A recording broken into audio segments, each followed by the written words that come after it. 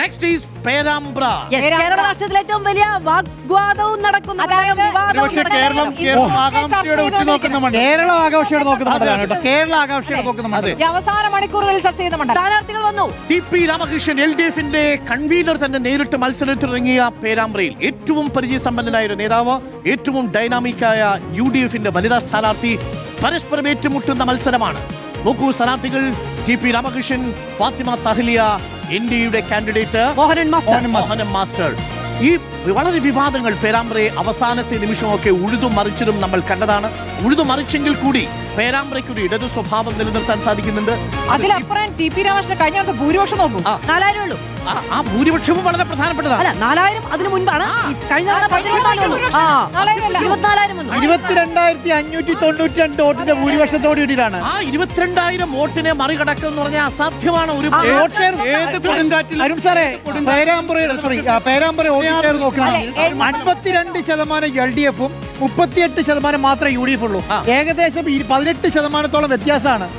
1980 മുതൽ LDFിനൊപ്പം നിൽക്കുന്ന മണ്ഡലമാണ്. 80 പക്ഷേ ഈ 2001 പക്ഷേ തദ്ദേശ തെരഞ്ഞെടുപ്പിൽ കാര്യങ്ങൾ മാറിയിട്ടുണ്ട്. തദ്ദേശ തെരഞ്ഞെടുപ്പിൽ പേരാമ്പ്രയില് 81,027 vote UDF പിടിച്ചപ്പോ 72,660 Vadakara Lok Sabha constituency മത്സരത്തിനു ശേഷം പ്രത്യേകിച്ച് നാദാപുരത്താണെങ്കിലും പേരാമ്പ്രയാണെങ്കിലും ഒക്കെ വലിയ രീതിയിലുള്ള മാറ്റം UDFന് ഉണ്ടാക്കാൻ സാധിച്ചിട്ടുണ്ട്. അത് ഈ തവണ തെരഞ്ഞെടുപ്പിൽ പ്രതിഫലിക്കുമോ എന്നുള്ളതാണ്. നോക്കാം, പേരാമ്പ്രയിൽ ഒരു ടൈറ്റ് ഫൈറ്റ് ആണോ ഉള്ളത്? അവിടെ ഒരു എക്സ്ട്രാക്ട് ഉണ്ട് എന്നാണ് ഞാൻ മനസ്സിലാക്കുന്നത്. എക്സ്ട്രാക്ട് എന്താണെന്ന് ഞാൻ പറയാം. ആ മണ്ഡലത്തിന്റെ സാമൂഹിക ഘടന, അവിടെയുള്ള ഡെമോഗ്രാഫിക് പാറ്റേൺ ഇടതുപക്ഷത്തിന് അനുകൂലിക്കുമോ എന്നുള്ളതാണ് അവിടുത്തെ ഏറ്റവും പ്രധാനപ്പെട്ട ചോദ്യം. സാധ്യത LDF or UDF? Let's see. Or ബലാബലം.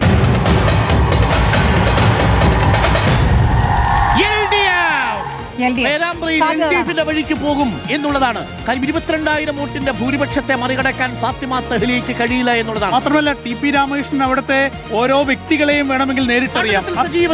സജീവ സാന്നിധ്യമായ വ്യക്തി, സജീവ സാന്നിധ്യമാണ്. എല്ലാവരുമായി നല്ല അടുപ്പമുള്ള വ്യക്തി. വികസനത്തിന്റെ കാര്യത്തിൽ അത് വലിയ മാറ്റം ആ മണ്ഡലത്തിലുണ്ട് കേട്ടോ. ഒരു കാര്യമുണ്ട്, ഈ പറഞ്ഞ വിവാദം വന്ന സമയത്ത് ഈ പറഞ്ഞ വർഗീയമായി വോട്ട് ചോദിക്കുന്നു എന്ന പാർട്ടി സെക്രട്ടറി പറയുമ്പോഴും TP രാമകൃഷ്ണൻ പറയുന്നത് അങ്ങനെയുണ്ടെങ്കിൽ പരിശോധിക്കും, ഞാൻ അങ്ങനെ കരുതുന്നില്ല, ഫാത്തിമ തഹ്ലിയ അങ്ങനെ വോട്ട് ചോദിക്കുമെന്ന് കരുതുന്നില്ല എന്നുള്ളത്. അപ്പോൾ ഒരു മാന്യമായ ഒരു രീതി ആ സ്ഥാനാർത്ഥിയോട് പ്രകടിപ്പിക്കുന്നത്. TP രാമകൃഷ്ണൻ ആ രൂപത്തിലാണ് ഒരു സോഫ്റ്റ് ആണ്. മാത്രമല്ല അവിടെ ഒരു എക്സ്ട്രാക്ട് ഉണ്ടെന്ന് പറയാനുള്ള കാരണം ആ മണ്ഡലത്തിന്റെ ഡെമോഗ്രഫിക് പാറ്റേൺ അനുസരിച്ച് വോട്ട് രേഖപ്പെടുത്തുകയാണെങ്കിൽ ഇപ്പോൾ വെൽഫെയർ പാർട്ടി അവിടെ പിന്തുണ പ്രഖ്യാപിച്ചു ഫാത്തിമ തഹ്ലിയയ്ക്ക്. ഈ നിമിഷം പോലും ഫാത്തിമ തഹ്ലിയ വെൽഫെയർ പാർട്ടിയുടെ കൺവെൻഷനിൽ പങ്കെടുത്തിട്ടില്ല. വൈ? വെൽഫെയർ പാർട്ടിയുടെ കുഞ്ഞാലിക്കുട്ടി വിശദീകരണമായി വന്നിട്ടുണ്ട്. കുഞ്ഞാലിക്കുട്ടി ഇന്ന് വിശദീകരണമായി വന്നിട്ടുണ്ട്. പ്രചരണത്തിന്റെ തിരക്കായതുകൊണ്ടാകാം അവർ പങ്കെടുത്തില്ല. കാരണം എന്താണെന്ന് വെച്ചാൽ വളരെ ക്ലിയർ ആണ്. അവിടെയുള്ള വോട്ടിംഗ് പാറ്റേൺ വളരെ പ്രധാനപ്പെട്ടതാണ്. അവിടെ ഒരു മുസ്ലിം ലീഗ് മണ്ഡലമല്ല. ലീഗ് കൃത്യമായ മെസ്സേജ് കൊടുക്കുന്നുണ്ട്, അത് പങ്കെടുക്കേണ്ടതായിരുന്നു എന്ന്. അപ്പൊ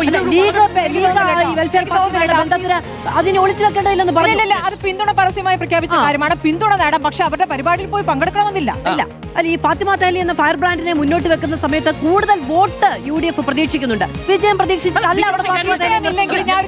വിജയമില്ലെങ്കിലും അതൊരു സന്ദേശമാണ്. വനിതാ നേതാവ് ലീഗിൽ നിന്ന് വന്ന് മത്സരിക്കുന്നുണ്ട്. വിജയത്തിലേക്ക് എത്താൻ ഫാത്തിമ തഹ്ലിയക്ക് കഴിഞ്ഞില്ലെങ്കിൽ പോലും ഒരു മികച്ച പോരാട്ടം കാഴ്ചവെക്കാൻ ഫാത്തിമ തഹ്ലിയക്ക് കഴിഞ്ഞുവെന്ന് മാത്രമല്ല, അതൊരു പോസിറ്റീവായ മെസ്സേജ് ആയിട്ടാണ് ഞാൻ കണക്കാക്കുന്നത്. ഈ TP രാമകൃഷ്ണനെ പോലെ സീനിയറായ നേതാവിനെ മാത്രം വീഴ്ത്താനുള്ള ഒരു സംവിധാനത്തിലേക്ക് തഹ്ലിയക്ക് എത്താൻ കഴിയുന്നില്ല. പക്ഷേ മണ്ഡലത്തിൽ ഫാത്തിമ തഹ്ലിയ നടത്തുന്ന പ്രചാരണ പരിപാടികൾക്ക് വലിയ ആൾക്കൂട്ടമാണ്. മണ്ഡലത്തിലല്ലേ അവിടെ ഈ പറയുന്ന മുതിർന്നയാള് താഴ്ന്നയാളെന്നൊന്നുമില്ല. അവിടെ ഫാത്തിമ തഹ്ലിയ വെറുപ്പില്ല. അദ്ദേഹം ജനകീയനാണ്. ഞാൻ പറഞ്ഞു മധു, അവിടുത്തെ ജനകീയനാണ് TP രാമകൃഷ്ണൻ എന്ന് പറയുന്നത്. കൺവീനർ എന്നുള്ള നിലയ്ക്കല്ല, പാർട്ടി സംബന്ധിച്ച് അദ്ദേഹം ജനകീയനാണ്. മണ്ഡലം സംബന്ധിച്ച് അദ്ദേഹം ജനകീയനാണ്. അനുഭവ സമ്പത്ത്, ഇടതു സ്വഭാവം. ഫാത്തിമയ്ക്ക് കഴിഞ്ഞു. ഡെഫിനറ്റ്ലി ഫാത്തിമ ഒരു ന്യൂസ് മേക്കർ ആയിട്ടുണ്ട്. ഈ തെരഞ്ഞെടുപ്പിലെ നോട്ടബിൾ ആയിട്ടുള്ള കാൻഡിഡേറ്റ് ആയിട്ടുള്ള കാര്യത്തിലൊന്നും ഒരു അവിടെ BJP നമ്മൾ എഴുതി തള്ളണ്ട. BJP നല്ല വോട്ട് പിടിച്ചിട്ടുണ്ട് കഴിഞ്ഞ തദ്ദേശ തെരഞ്ഞെടുപ്പിൽ. അതെ, 11,407 വോട്ട് പിടിച്ചിട്ടുണ്ട്. ആ എത്ര വോട്ട് ഇത്തവണ പിടിക്കും എന്നത് പറഞ്ഞ ഒരു ഘടകമാണ്. 5,000-6,000 വോട്ട് അധികം പിടിച്ചാൽ അത് LDFന്റെ വോട്ട് ബാങ്കിൽ ഇത് പോകുന്ന വോട്ടാണ്. അതാണ് ആ കമ്മ്യൂണിറ്റി വളരെ പ്രധാനപ്പെട്ടതാണ്. ആ മണ്ഡലത്തിൽ വളരെ പ്രധാനപ്പെട്ടതാണ്. അപ്പോൾ ഇതുവരെയും നമ്മൾ പറഞ്ഞതിൽ UDFന് 3 മുതൽ 5 വരെ സീറ്റുകൾ കിട്ടാം, LDFന് 1 മുതൽ 3 വരെ സീറ്റുകൾ കിട്ടാം.